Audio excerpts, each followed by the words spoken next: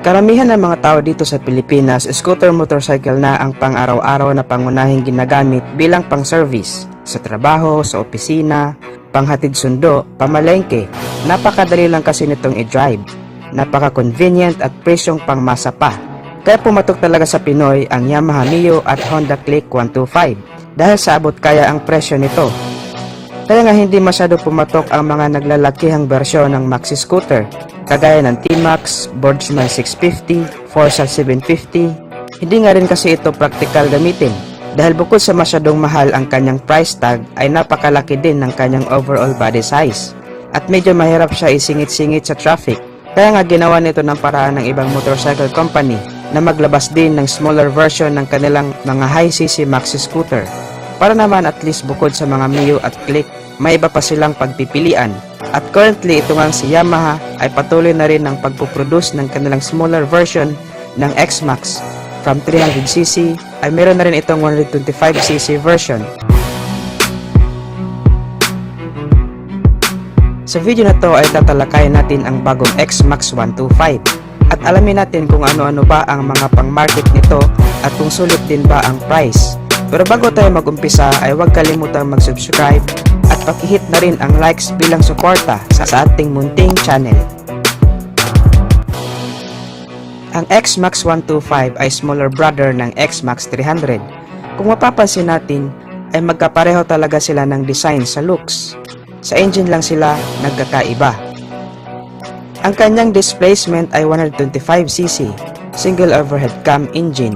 Ang kanyang maximum power ay 14 horsepower at 8,780 RPM. Ang sabi ng Yamaha kapag sumakay ka sa motor na to ay ma-experience mo agad ang easy handling with strong acceleration dahil na rin sa torque nito na 12 Nm at 6,500 RPM. Ganito kalakas umarangkada ang single overhead cam na type ng makina. Kaya for sure, masasapawan na talaga hindi lang ang Honda Click 125 pati na rin ang sarili nitong produkto na Yamaha Mio series dito sa makabagong X-Max na to.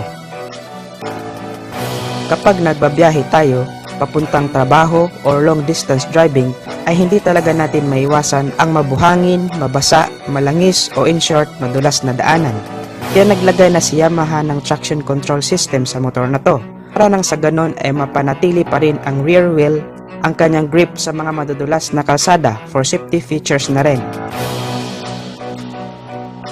Minsan mahirap din basta na lang ipatong o iwan na lang ang ating helmet sa motor dahil posible itong manakaw. Ang solusyon naman ni NMAX dito ay mas nilakihan pa ang underseat compartment na kasya ang hindi lang isa kundi dalawang helmet. Sa looks naman ay walang duda na napakaangas talaga ang design ng motor na to. Lahat tayo agree dyan. Kahit saang angulo mo siya tingnan ay mapapawaw ka talaga. Lahat ng parte ng motor na to ay binigyan ng importansya ni Yamaha, lalo na yung comfortability ng rider at back rider. Meron itong sporty dual seat upang maging mas komportable ang riding position ng hindi lang ang rider kundi pati na rin ang pillion rider nito.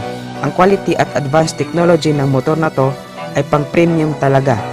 Kaya kahit saan mo dalhin ay proud ka talaga at mafe-feel mo talaga ang pagiging hari ng kalsada. Meron itong 13 liters of fuel tank capacity at dahil nga meron na rin itong blue core na trademark na ni Yamaha sa kanyang mga scooter, samahan mo pa ng VVA o variable valve actuation ay mas pinapatipid pa nito ang kanyang fuel consumption na nakakatakbo ng 43 kilometers per liter.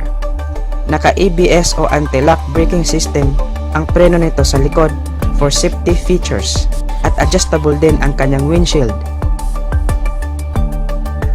Ang size naman ng gulong niya sa unahan ay 120 by 70 size 15 at sa likod naman ay 140 by 70 size 14. So medyo malaki ang gulong niya. Proportion din lang sa kanyang body size. Pangit din naman tingnan kung malaki ang body tapos maliit ang gulong. Meron itong 4 na color variant katulad ng Blazing Gray, Phantom Blue, Sonic Gray at Radical Red. Ang kagandahan din nito ay pwede mong lagyan ng iba't ibang setup ang X-Max 125, lalo na kung gusto mo pa na talagang pagandahin ang forma nito. Pwede mo itong lagyan ng rear carrier bracket.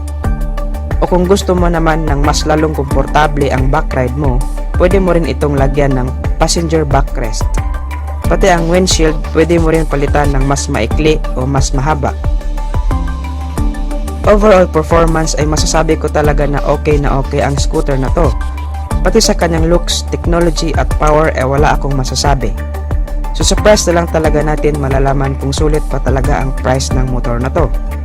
Actually, para sa isang 125cc category scooter ay masyadong overpowered na ang motor na to, pero syempre alam naman natin na mataas ang kredibilidad ng Yamaha. Kaya hindi pwede na ang isang motor na may magandang components ay bibigyan mo lang ng mababang price tag. Kung ididikit mo naman ang presyo nito sa Mio ay baka maapektuhan ang sales ng Mio. Ang price ng X-Max 300 ay nagkakahalaga ng 249,000 pesos at ang NMAX 155 naman ay nagkakahalaga ng 120,000 pesos. So most probably naglalaro ito somewhere sa 100 or 105,000 pesos. Hindi rin pwede na itapat natin ang kanyang presyo kay NMAX sa kadahilan ng mas mataas pa din ang engine specs ng NMAX. So kung sakali man na ilabas ito sa Pilipinas ay nagdidepende pa rin sa tao kung alin ang tatangkilikin nila na motor. Depende rin kasi ito sa pangangailangan at budget ng mamimili. Tayong mga Pinoy ay napaka-practical natin when it comes sa mga motor. Gusto natin ng mas mura pero de kalidad at very useful na motor. Kaya mas tinangkilik natin ang Yamaha Mio Series at Honda Click kasi napaka-practical nito. Pamalengke, pang negosyo, pang service, panghatid sundo, madali din itong dalhin. Kasi bukod sa sakto lang ang laki nito, ay napakagaan ding dalhin. At higit sa lahat, presyong pangmasa din. So sana lang talaga mag below 100,000 din itong si X-Max 125 para makakompete naman siya sa 125cc category ng scooters dito sa Pilipinas. So ano sa tingin nyo guys? Paki-comment sa comment section down below kung ano ang masasabi nyo sa video nating to. Stay tuned lang tayo mga ka-Wizard Moto dahil marami pa tayong motorcycle news and reviews na itatampok natin sa ating channel. Feel free na rin to browse my channel for more videos about motorcycle. Guys, maraming salamat sa panonood at suporta. Ang channel na to ay para sa'yo. Ride safe lang as always and God bless.